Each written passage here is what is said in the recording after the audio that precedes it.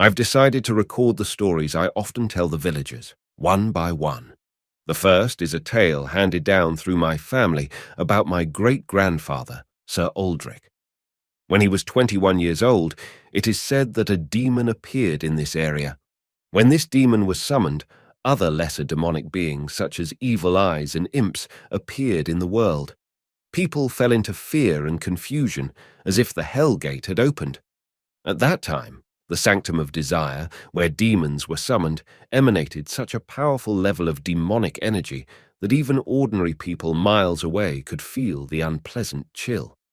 One day, Sir Aldrich passed by the Sanctum of Desire and rescued a fallen stranger. The stranger said that he was an adventurer who had just escaped from the Sanctum of Desire.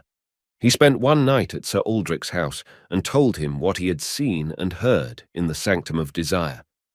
According to his story, the monster that appeared in the Sanctum of Desire was a demon of knowledge summoned by Junobote, a grand elder of the Silavian order. The demon of knowledge gifted the forbidden book to Junobote, who longed for absolute knowledge.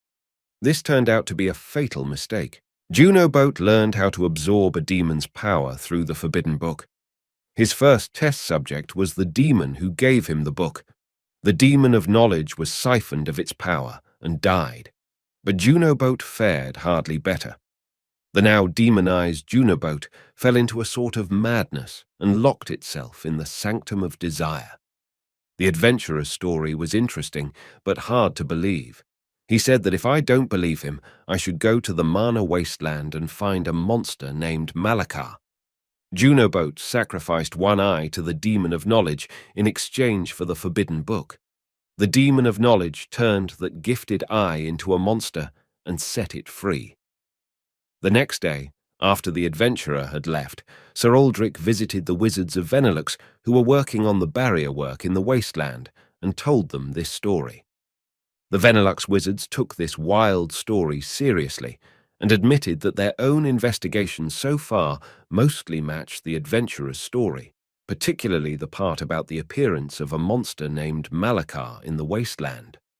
The Venelux wizards desperately searched for this adventurer to hear the story and question him further, but could not find him again. My father had heard this tale directly from the mouth of my great-grandfather, Sir Aldrich.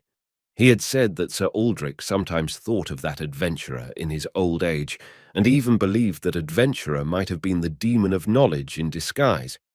The demon of knowledge has a habit of constantly recording, gathering, and sharing knowledge, which would explain both the adventurer's desire to share the story and also how it knew so much of the inner workings of the sanctum. As for gathering knowledge, Sir Aldrich said that during the night he stayed at Sir Aldrich's house. The adventurer was poring through the books on the bookshelves and diligently writing down notes. But if he was a real demon, why did he bother to lie about himself?